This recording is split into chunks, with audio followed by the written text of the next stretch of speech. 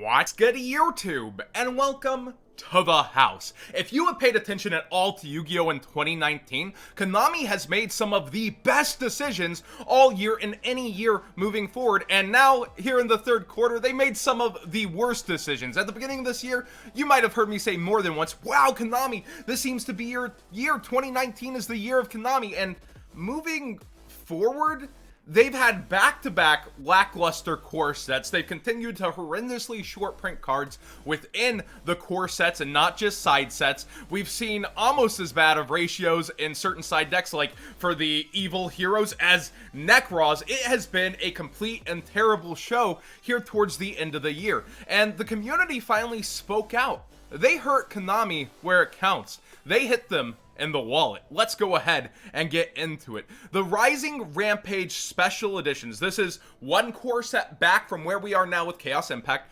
Completely flopped. The vendors are literally saying, get this away from me. I will take a loss to ship this to you. Why is that? Well, Rising Rampage also introduced a brand new polished up rarity called Prismatic Secret Rares. That's the official term on the Yu-Gi-Oh! Database for now, which is very confusing, but I digress. That's away from the point.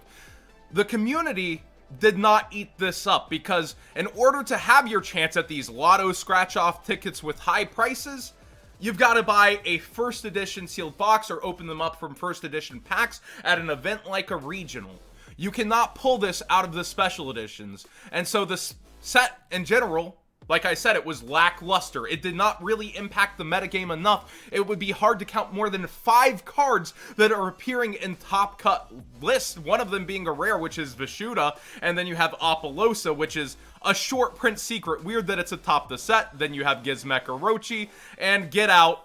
It's kind of a tech inside deck. So you're hard pressed to count more than 5 cards impacting the metagame from this set. So your scratch off lotto ticket chance at one of them doesn't really give any more quantities into the card pool. You're looking at 1 out of every 8 cases. That's like 96 freaking sealed boxes that are worth $60 a piece to have a chance at this. And while this may be a sale, they're on this site, the Card World, willing to take a loss, even with that lotto ticket chance in there. They're going to sell this at $47. And that's free shipping if you buy enough on their site. That's over 200 they ship for free. So anybody who has a team getting together, they're like, here, take it. We will take a loss and take a loss shipping it to you as well. Like, this is actually insane how bad as a whole people are willing to just throw out Rising Rampage despite that chance. Well, the combination is vendors can't really open this up consistently and get value back because Apollosa is shorted. You're not going to see on average more than 2 of her per sealed case. You're trying to chase down a card that should easily be at 3 per case, but you're looking at 2 or less most likely. So you can't even get the value of your box back on average. You have an anime set that has underperformed even with new support in the next core set over in Chaos Impact. You have a card highly underestimated in my opinion that has floated up and down in price. And that's about all you have going in a core set besides your new rarity.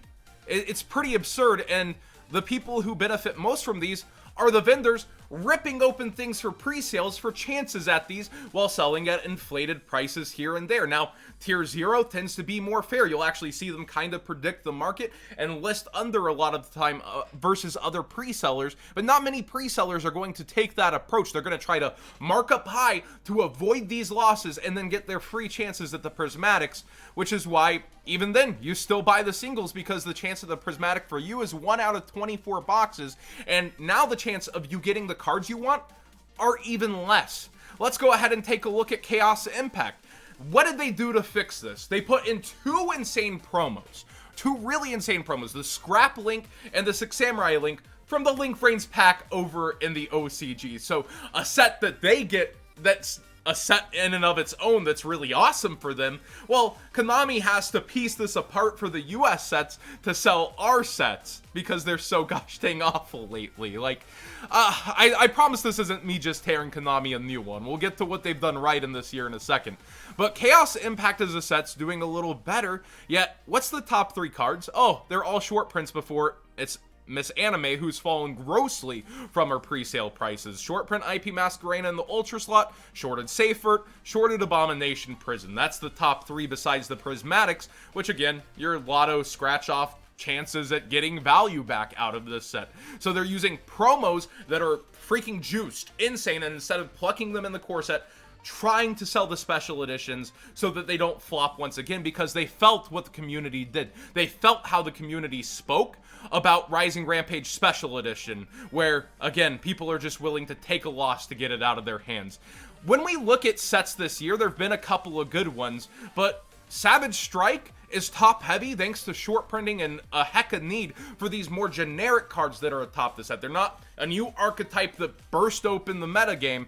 They're generic cards that are support against link summoning and for drawing in anti-meta. And then you have, I guess Pendulums use Borreload Savage Dragon most, but it's also like every single Boral on Inception, for the most part, was worth money out of the packs. And yeah, this was kind of just destined as a good cover card to go up. The rest of the set, decent combo pieces. You have Trickstar, but again, not a whole lot affecting the metagame.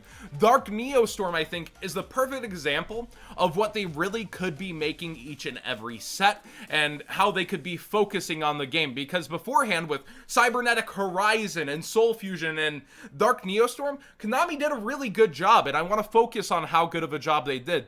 Look at this. Signet Mining is a overprinted card thanks to short printing, yet lies atop the set. You have general support for an entire typing within the game for Cyverse, and Salmon Great players need it, Rogue players like Marincess need it, people looking forward to Ignister need it. Signet Mining atop the set as an overprinted card. You have a better chance at this, and thus the product does okay, it does decent. We see Dengirsu actually shorted it as an ultra rare next. Avermax, also overprinted, also in the front slot, running now long term. Of course, this set has changed over time in terms of what people chase after. No material, yes, shorted, but easily accessible now, as they released another card that kind of power crept that in terms of hand traps, Nibiru, which is a 1/3 chance in the Megatons. Konami handled the Megatons great also. There's a slew of product that Konami's done really good with this year. Dual Devastator is debated on. I personally liked the outcome of it overall, but the community as a whole said there should have been something more solid like Impermanence or Phantasme in there.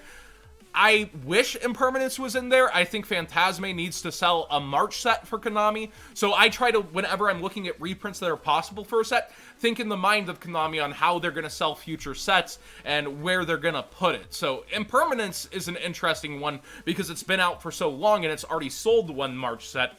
Next, will it follow Ash Blossom and sell a side set or what? But when we look at this, Konami made a really good promo and a tin that now for vendors cost the same value that the vendors are about paying on the tin. They're likely paying $10.50 to $11 on these mega tins, and guess what?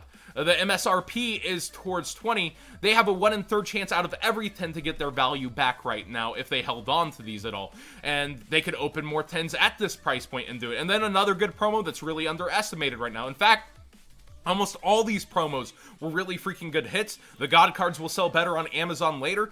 The Megatins were perfectly handled this year. Dark Neostorm, amazing. The actual amount of cards that affected the metagame, that came in and gave additional legacy support to certain decks, and there's just so much value around. Let's not talk about Mystic Mind. That was a mistake. But so many different cards that have upward potential, give legacy support, actually come in and do things. This is what we need from our core sets, and we need our community to continue to speak out. Whenever a lackluster product is produced, buy the singles. Do not open the seal. Do not go for the seal. Speak with your wallet, and Konami will listen, because guess what?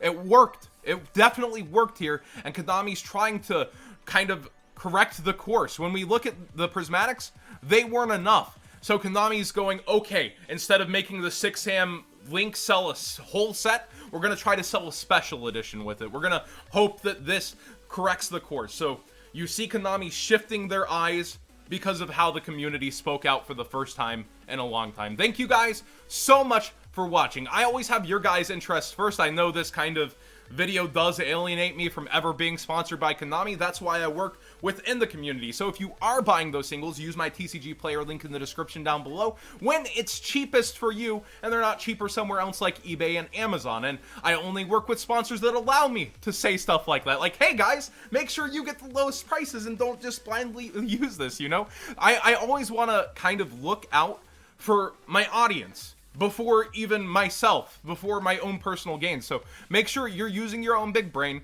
Make sure you make your voice be heard, moving forward in the community. Heck, maybe just for the Chaos Impact, actually just buy the promos as the singles mayhaps instead of, you know, waiting for them to be busted open. Because guess what? Again, you're not going to have your chance at prismatics. Why buy this for the RNG promos when you could just wait and maybe get the promos themselves that you're after? I know Orcus players after the Scrap Weaver. I know 6 Samurai players, of course, just want that Link monster. Maybe you don't have to even bother buying packs. It's up to you if you want to support your local game store through hard times and what your community needs of you as well. But use that big brain. Make your own smart decisions, boys.